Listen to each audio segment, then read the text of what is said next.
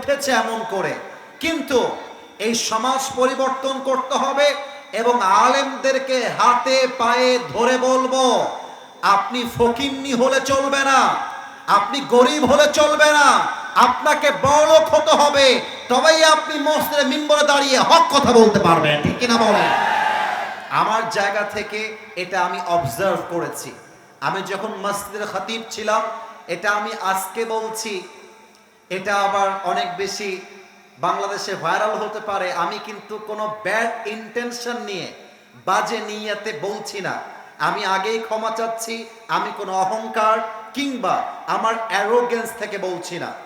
আমি যখন প্রথমে মসজিদের দায়িত্ব পালন করতাম জাস্ট অ্যাজ এ খতিব হিসেবে, আমার বেতন ছিল মাত্র 2.5 থেকে 3,000 টাকা।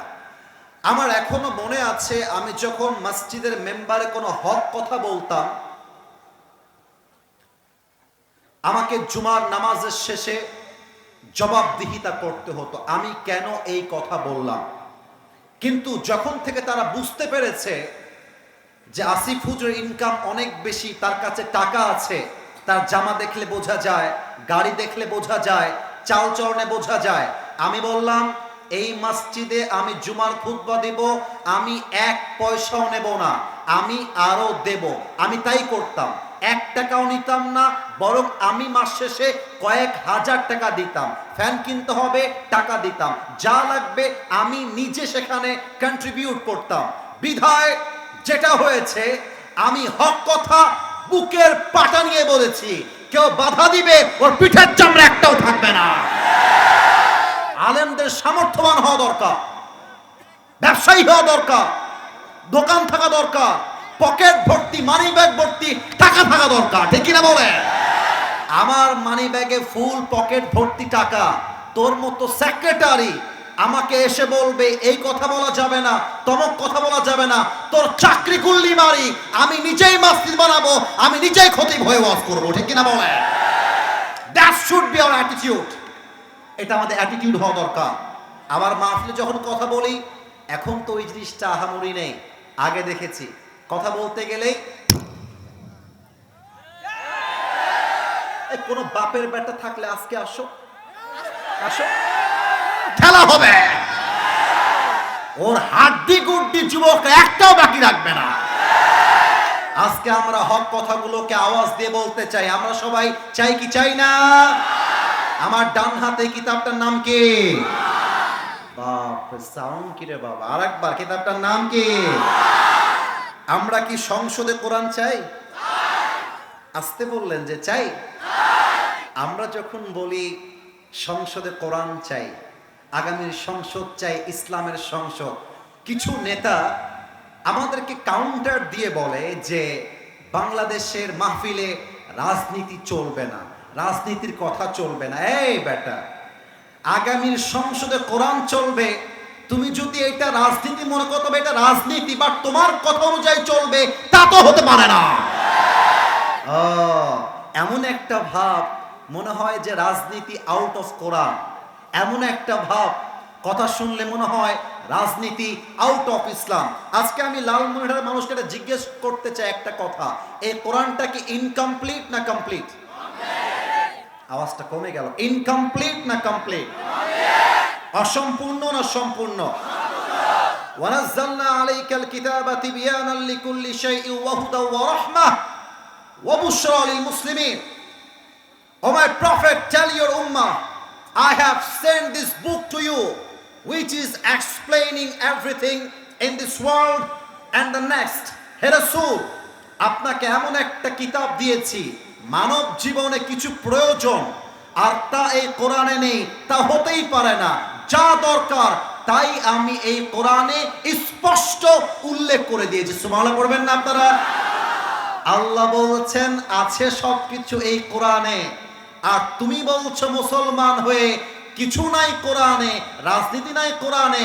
আমি বলবো তুমি বেটা নামে মুসলমান হইতে পারছো, কাজে মুসলমান হতে পারো নাই। 2 নাম্বার প্রশ্ন, ইসলাম ইনকমপ্লিট না কমপ্লিট? কমপ্লিটটা এখান থেকে আওয়াজ আসছে, রাইট সাইডে আওয়াজ নাই, লেফট সাইডে আওয়াজ আসে নাই। লেটস রিপিট টুগেদার, সবাই মিলে আমরা বলবো, ইসলাম কি ইনকমপ্লিট না কমপ্লিট?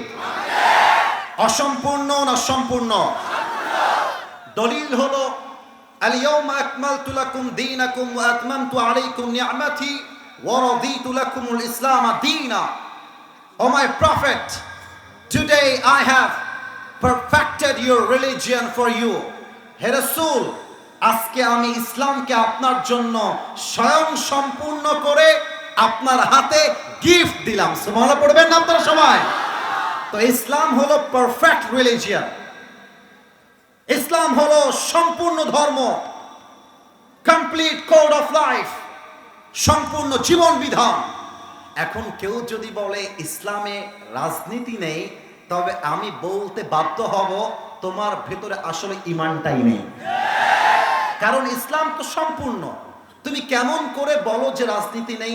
এবার একটা প্রশ্ন, এতক্ষণ তো আপনারা জবাব দিয়েছেন আওয়াজ করে, এবার হয়তোবা অনেকের আওয়াজ কমে যেতে পারে, কারণ এটা স্বার্থের বিরুদ্ধে যাবে। আমাদের নবী মদিনায় যখন শান্তির রাষ্ট্র কায়েম করেছিলেন, এই লালমনিরহাটের ভাইরা, মদিনায় কি তখন কোনো সংসদ ছিল? ছিল না। বলেন সবাই, ছিল? গণভবন ছিল? কোন পার্লামেন্ট ছিল? আমার নবী পুরো মদিনাকে লিড দিয়েছেন মসজিদ থেকে, রাষ্ট্র গঠন করেছেন মসজিদ থেকে, নেতা নির্বাচন মসজিদ থেকে, রাজনীতি মসজিদ থেকেই তো হয়েছে। আমার নবী মসজিদে রাজনীতি করলো, কোনো সমস্যা হইল না, এটা আমাদের প্রমাণ হইল। আর আমরা যখন মেম্বারে দাঁড়িয়ে বলি আগামীর নেতা হবে ইসলামী নেতা, আগামীর নেতা হবে সুদ মুক্ত নেতা, আগামীর নেতা হবে চাঁদা মুক্ত নেতা, আগামীর নেতা হবে ঘুষ মুক্ত নেতা, তোমার গায়ে জ্বালা উঠে কেন? এবার বলেন তো না, তাকবীর পরে, তাকবীর পরে। Let me explain this matter very clearly first. I have to talk about on this matter. আমি কথা না বললে এই জাতি আসল কথা বুঝতেই পারবে না। সুলাইমান আলাইহিস সালাম পুরো বিশ্ব লিড করেছে, এই কথা কি মিথ্যা না সত্য? এত আস্তে কেন বলেন? মিথ্যা না সত্য? যুলকারনাইন পুরো বিশ্বকে শাসন করেছে, মিথ্যা না সত্য? ও, তারা বিশ্ব চালিয়েছে রাজনীতি ছাড়া না রাজনীতি দিয়ে? এবার কথা আসতে বলেছেন আপনারা, রাজনীতি ছাড়া না রাজনীতি দিয়ে? তাহলে আমরা শেষ কথা বলবো একটা কথা, রাজনীতি চলবে কোরআন দিয়ে, রাজনীতি চলবে ইসলাম দিয়ে। কেউ যদি তার দল থেকে বলে রাজনীতি করবার জন্য আমরা কোরআনকে মানি না, আমরা ইসলামকে মানি না, আমরা বলবো কোরআন বাদ দিয়ে যেই রাজনীতি হবে ওইটার নাম রাজনীতি নয়, ওইটার নাম দুর্নীতি ছাড়া আর কিছুই হতে পারে